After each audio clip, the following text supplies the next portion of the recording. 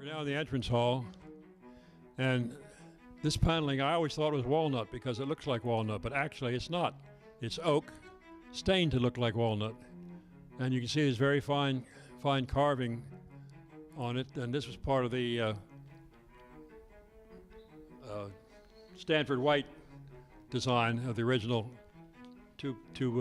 two-house structure. Mrs. Jacobs' bedroom was up there.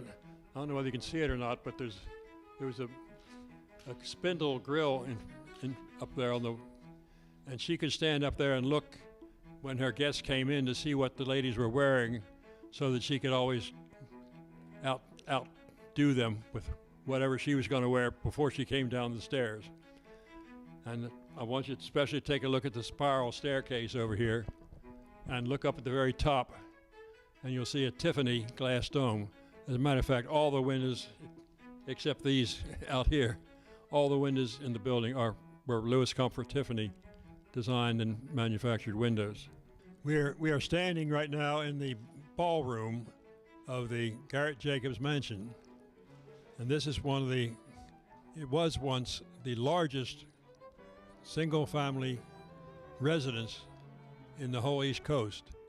It's a tremendous facility. It was started in 1872 when Robert Garrett, who was the grandson of another Robert Garrett, who was a founder of the B&O Railroad, married Mary Frick. And Robert's father, who was John Work Garrett, who was also president of the B&O Railroad at the time, he gave this number 11 West Mount Vernon Place as a wedding present to his son Robert and his wife Mary. And they lived in that for several years, and they decided it wasn't big enough as their wealth grew and influence in this Baltimore city grew. So they then bought the house next door, number 9, and 7 and 9 were then combined, and they hired the famous New York architect Stanford White to redesign and really make a mansion out of those two houses, which he did, and we'll see more of that later on. But right now we're in the third expansion of the house, which was done in 1906 when number 11 was purchased. And this time Stanford White was dead.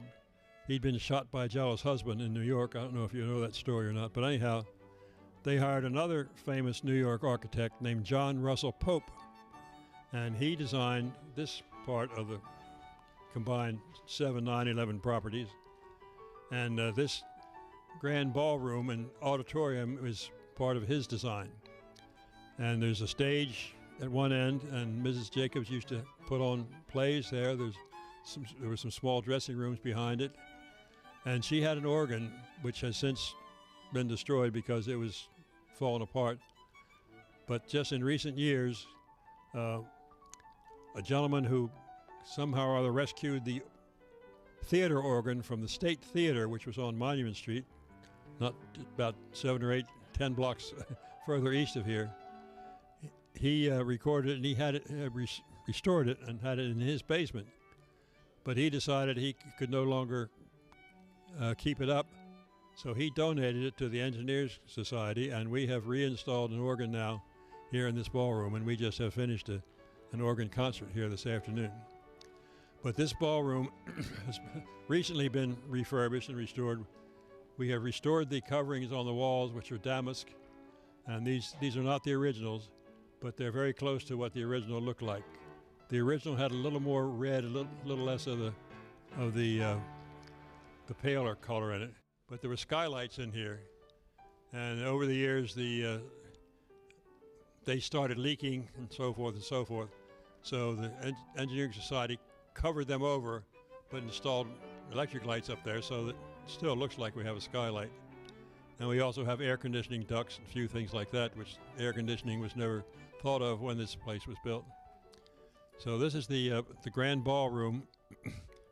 As you can see, it's quite large, so you could have quite a ball in this room. Right adjacent to us used to be an open courtyard with a little balcony that these doors opened out onto. And Mrs. Jacobs had a conservatory in the middle of that. And there were flowers and tropical birds and palm trees and so forth in that. But that was long gone by the time the Engineers Club bought it. And so we had to demolish it because it was falling apart. And we just had an open courtyard for years. But about 5 or 6 years ago, we enclosed it and built this complete patio out here. This little anteroom is called the Caen Stone Hall because the floor is made of marble from Caen, Caen in France, and this serves as the entryway to the auditorium. And there's also a grand stairway over on the left here that goes down to the lower level. It serves as a passageway between the drawing room, which is here to my right, and the library to the left, and the auditorium there ahead. This is the library, which was designed and built as a library. You'll see it's walnut paneling all around the room. The windows were redone to match the windows in the other portion of the building, so that it was symmetrical from the outside. When you look at it, they look like they're the same.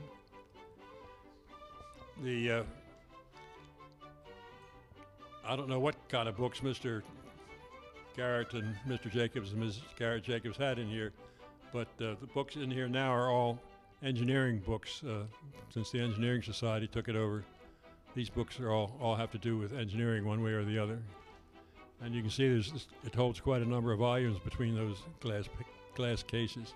This is the drawing room, and it's very recently been refurbished at a cost of like about $500,000. And we have been able to get not the originals, but very faithful copies of some portraits of the Garrett family, which are hanging in various places around. One of them's in the Baltimore Museum of Art, and a couple of the others are in Evergreen House out on Charles Street, which belongs to Johns Hopkins. And Evergreen House was the home of John Work Garrett, who was the father of Robert Garrett. Right over here is a picture of Mary Frick Garrett-Jacobs. And you can see she was a rather lovely woman. And she was the queen of Baltimore society for many, many years.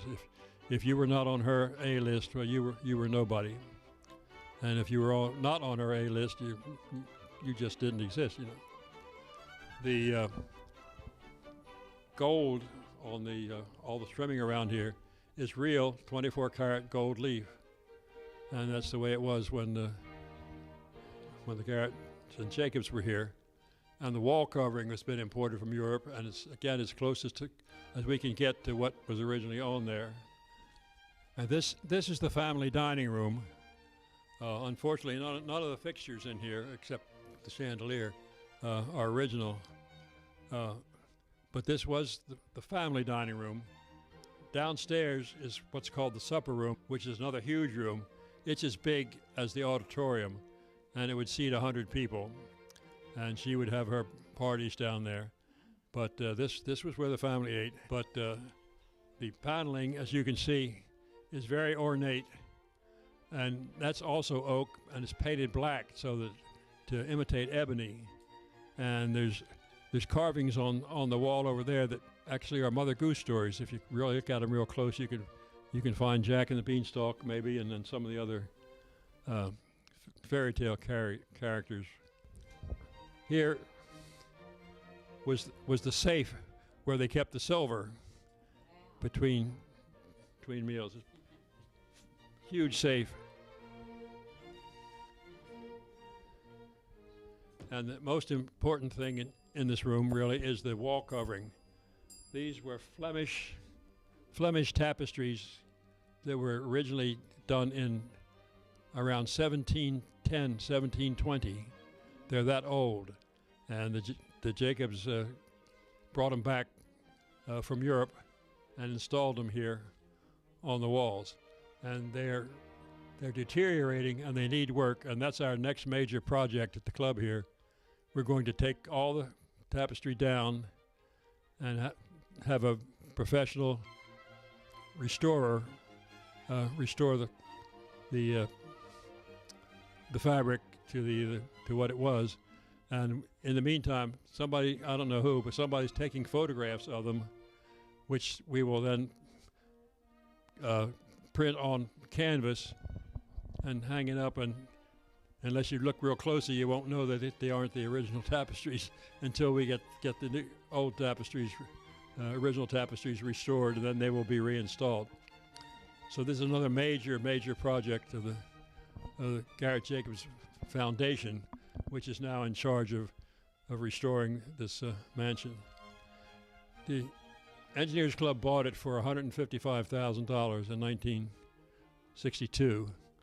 And we have put millions, literally millions, into it since. And we've got millions more to go. Because we do need ultimately to get an elevator to be able to access all levels for handicapped people, which we can't do now.